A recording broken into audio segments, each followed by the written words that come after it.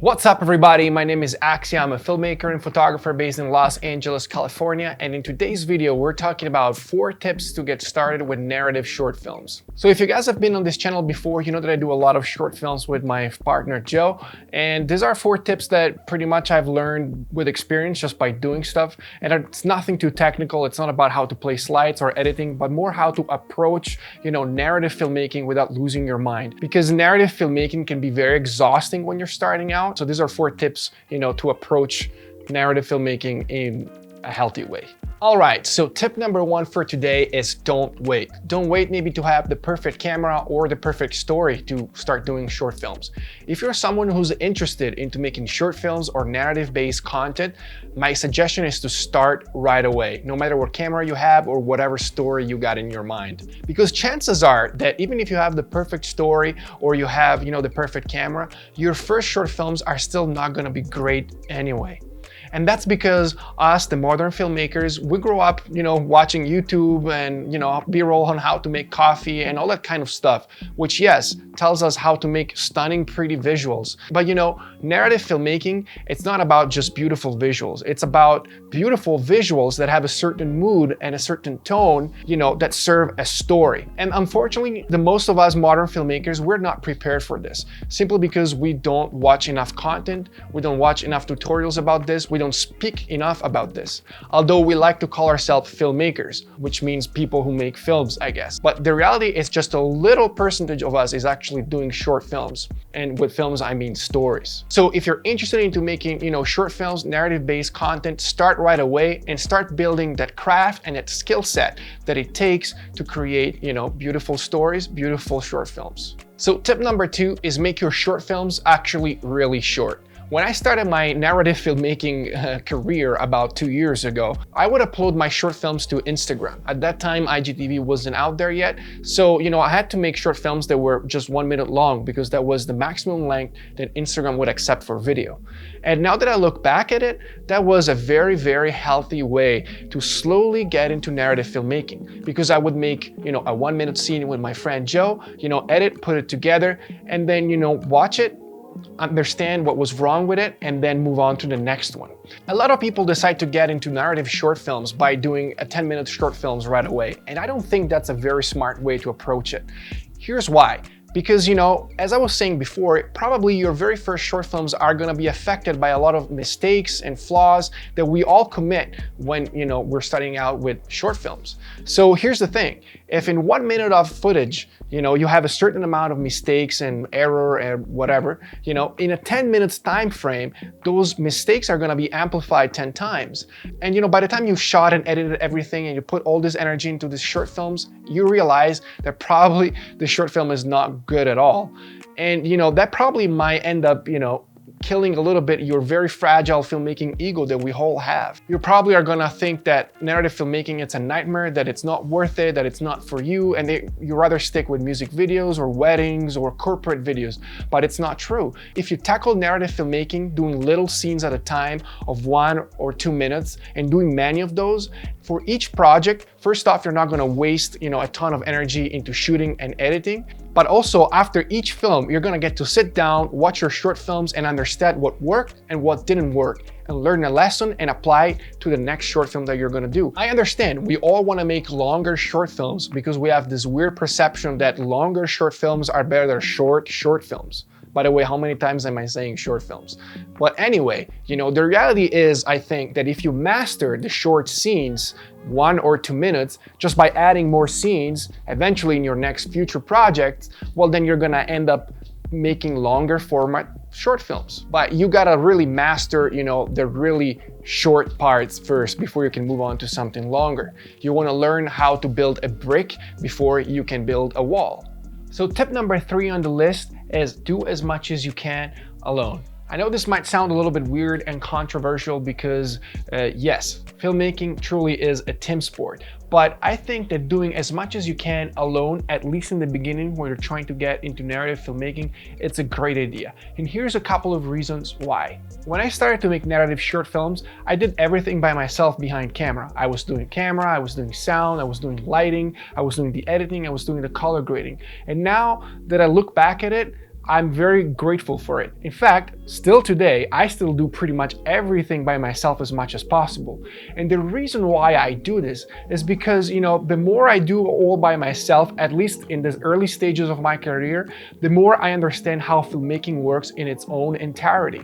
Because I was the only crew member doing everything when I didn't have a crew, I believe that in the future, when I will be lucky enough to actually work with a crew, because I wear everybody's shoes on set, well, I will be able to understand each individual role a little bit better. And I will be able, to understand what's doable and what's not doable on set. And, at the end of the day, it's all about personal growth and understanding filmmaking in its own entirety, as I was saying before. If I wasn't the cinematographer of my own short film, I wouldn't understand how important is lighting. If I wasn't the editor of my own short film, I would understand how important it is to shoot for the edit. If I wasn't the colorist of my own short films, I would never understood how important it is to actually pick the right color of clothing to put on your talent so that you get a very pretty picture in camera and your color grading work is very minimal. So I'm not telling you to do everything by yourself and don't ever collaborate with your filmmakers friends. Actually do collaborate, because chances are that your work, when you collaborate, is going to get better, right? And you're going to learn from other people.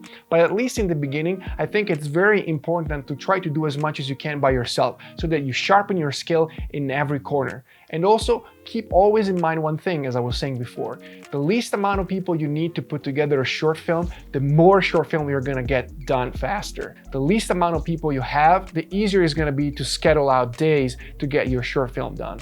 All right, guys, so fourth tip of the day and last tip is motivated actors over talented actors. I know it sounds weird, but let me explain. As filmmakers, we love to, connect with other filmmakers, talk about camera, gear, lenses, lights, camera bodies, whatever it is. But the reality is that a narrative short film cannot happen without actors. So you should consider, networking with actors too. And usually whenever you try to cast your actors for your very first short film, you usually automatically will go to try to cast the most talented actor there's around. That sounds obvious, right? I think a smart way to go about it instead would be to find greatly motivated actors who are maybe just starting out, but that really want to be in your short films and that are willing to do whatever it takes to help you to get your short film done. So back in 2018, about 2 years ago, when I met my friend Joe and we decided to get some short films going together, he told me right away, "Hey Axia, I'm a starting out actor. I don't have a lot of experience with it, but I really want to act. I really love to act and I want to get better, and I'm ready to do whatever it takes to get some short films going."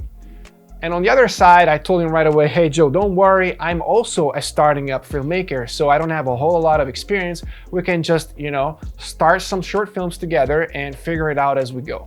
With these premises, we got together and in a really lighthearted way, we started to put some scenes together.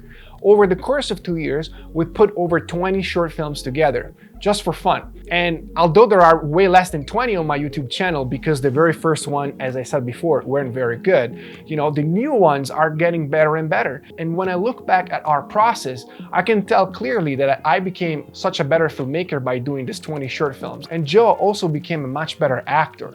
Because you see, filmmakers like us, we get better by shooting, editing, repeating. And for actors, it's the same thing. Getting in front of the camera, getting some experience, some short films under their belt, makes them become very valuable actors. And just to give you another example, in the last 2 years, I was able to build quite a remarkable, portfolio for my own cinematography thanks to these short films. And I was able to land some significant gigs for somebody who started filmmaking 3 years ago. I was able to put in front of my lens Johnny Depp for the Recording Academy. I was able to shoot some content for Sony, Samsung, Splice, and Joe, on the other hand, was able to cut together for himself a very nice looking acting reel for himself thanks to these short films, which gave him then the possibility to get casted on 2 episodes for a major TV show that's coming next year on Apple TV. He also ended up in an episode of Jimmy Kimmel and The Rookie on NBC.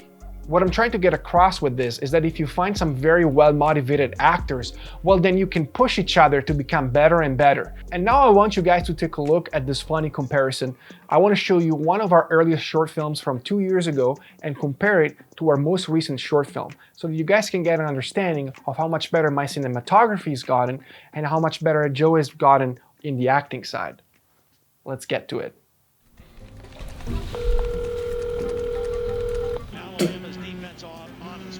Hi, Mr. Jimmy Morse. Speaking. Yes, sir. This is Earl calling to let you know that your shipment of Skull Mints is on its way. Well, that's great news. Why, yes, sir. I appreciate it. All righty, God bless now. Roll Tide. But roll tide. Jason, listen to me. No. You listen to me. Oh, you're the one who walked out on me and Mom.